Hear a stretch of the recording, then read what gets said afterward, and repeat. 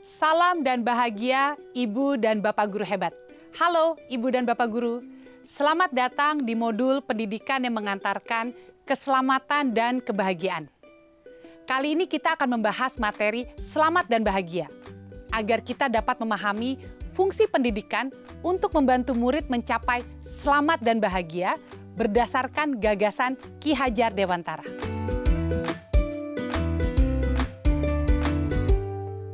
Setiap hari, Ibu Ani selalu mengajar dengan penuh semangat di depan murid-muridnya. Ia diberikan amanah menjadi wali kelas 5 di SD Negeri Kembang Mekar pada tahun pelajaran ini. Tahun di mana penuh tantangan bagi pendidik karena pandemi COVID-19. Sungguh dapat dibayangkan, pada keadaan normal saja tugas pendidik tidaklah mudah.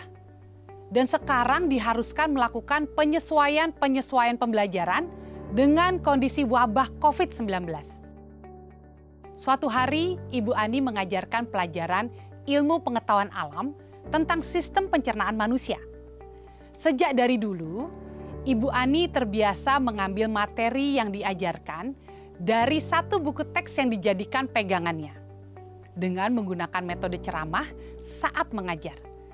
Ibu Ani merasa nyaman dan cocok menyampaikan materi tentang sistem pencernaan manusia kepada semua muridnya. Menurutnya, murid juga merasa baik-baik saja ketika ia menyampaikan materinya. Para murid pun hikmat dan tenang mendengarkan materi yang disampaikan, ujarnya.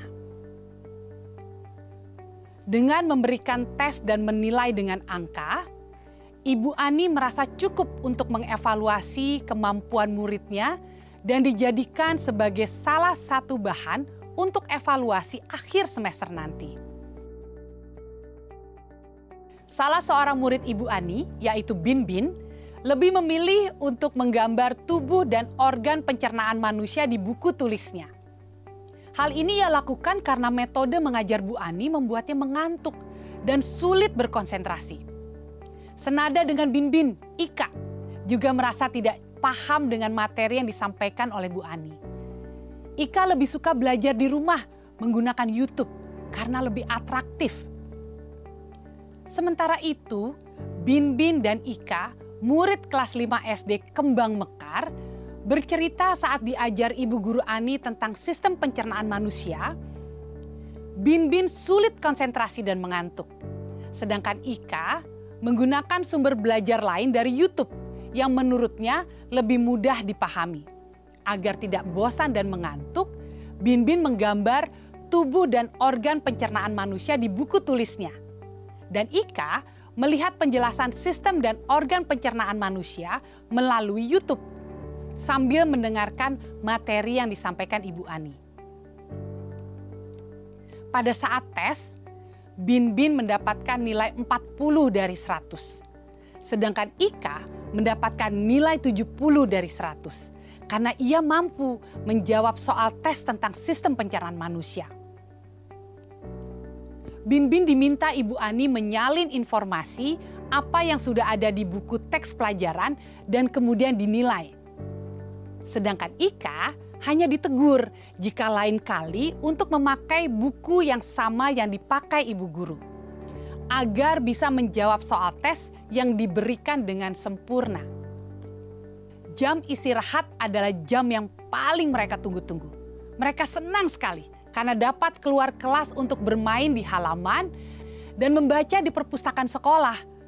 Meskipun kesenangan itu hanya sementara, akan tetapi cukup mengobati kesedihan dari nilai-nilai yang didapatkannya saat belajar di kelas.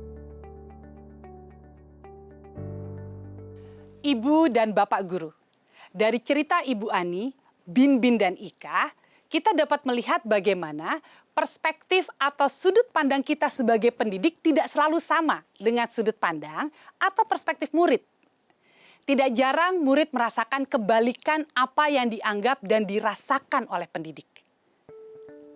Ketika tadi Ibu Ani merasa cocok dan nyaman dengan metode ceramah untuk muridnya, ternyata Bin Bin merasa bosan dan mengantuk saat diberikan materi. Demikian pun Ika, ia lebih memilih belajar dari sumber belajar lain, YouTube, yang berisikan materi yang sama dan menurutnya menarik. Ketika Ibu Ani merasa cukup mengukur pemahaman murid dengan tes pilihan ganda, ternyata Binbin bersedih ketika mendapatkan nilai 40 dan dianggap belum memahami materi karena standar yang ditetapkan Ibu Ani. Padahal ia menuangkan pemahaman tentang sistem pencernaan manusia melalui gambar-gambar organ pencernaan manusia. Sementara Ika, meskipun ia dianggap sudah melampaui standar yang ditetapkan Ibu Ani dan dianggap menguasai materi, tetapi Ika merasa ketakutan dan cemas karena menggunakan sumber belajar lain dari YouTube dan tidak sama dengan Ibu Ani gunakan. Sebagai pendidik, Ibu Ani sebaiknya bukan hanya memberikan pengetahuan dan informasi tentang sistem pencernaan manusia saja, melainkan juga memberikan pemahaman kepada murid tentang fungsi dan kegunaannya dalam kehidupan murid. Selain itu, pendidik juga mengenal dan memahami kekuatan kodrat anak bahwa setiap murid dapat mengekspresikan dan membuat pemahamannya sendiri dengan cara yang berbeda. Dalam menilai pemahaman murid, pendidik sebaiknya tidak hanya menggunakan satu jenis alat pengukuran lalu menyimpulkannya, tetapi dapat menggunakan alat pengukuran lainnya yang melibatkan murid untuk merefleksikan pemahaman dari pengalaman belajarnya, evaluasi diri. Seperti yang terjadi pada Binbin, ia mampu mengekspresikan pemahamannya melalui gambar. Mungkin juga murid bisa menjelaskan dengan verbal, menggunakan bahasa sendiri, dan beragam jenis ekspresi pemahaman murid lainnya. Cerita-cerita seperti ini mungkin hanya salah satu contoh untuk mengingatkan kita apa sesungguhnya fungsi pendidikan itu.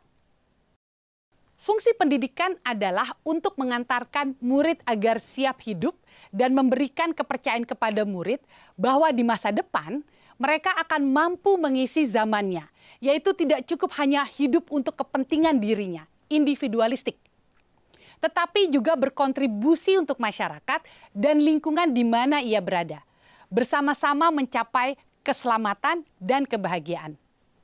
Fungsi pendidikan akan berjalan sesuai dengan apa yang dicita-citakan oleh Ki Hajar Dewantara. Jika kita sebagai pendidik memahami hal-hal sebagai berikut. Pertama, setiap murid memiliki kodrat kekuatan dan potensi-potensi yang berbeda. Yang kedua, pendidikan hanyalah sebagai tuntunan. Ketiga, mendidik adalah menuntun murid untuk selamat dan bahagia. Keempat, pendidik tidak dapat berkehendak atas kodrat, kekuatan, atau potensi murid. Tetapi, yang kelima, pendidik dapat memberikan daya upaya maksimal untuk mengembangkan akal budi pekerti murid. Dan yang keenam, pendidik membantu mengantarkan murid untuk merdeka atas dirinya sendiri untuk kehidupan dan penghidupannya, memelihara dan menjaga bangsa dan alamnya. Kemerdekaan murid dalam belajar merupakan kunci untuk mencapai tujuan pendidikan yang mengantarkan keselamatan dan kebahagiaan. Jika untuk dirinya sendiri ia tidak bisa mencapai selamat dan bahagia, bagaimana mungkin ia akan memelihara dan menjaga dirinya, keluarganya, masyarakat, bangsa, ataupun alamnya. Oleh sebab itu, kita sebagai pendidik dapat merenungkan kembali apakah praktik pembelajaran saat ini benar-benar mempersiapkan murid agar siap hidup dan mengisi zamannya? Apa yang dapat kita lakukan untuk membantu murid mencapai selamat dan bahagia, serta siap hidup dan mampu mengisi zamannya? Selamat belajar Ibu dan Bapak guru hebat. Salam dan bahagia.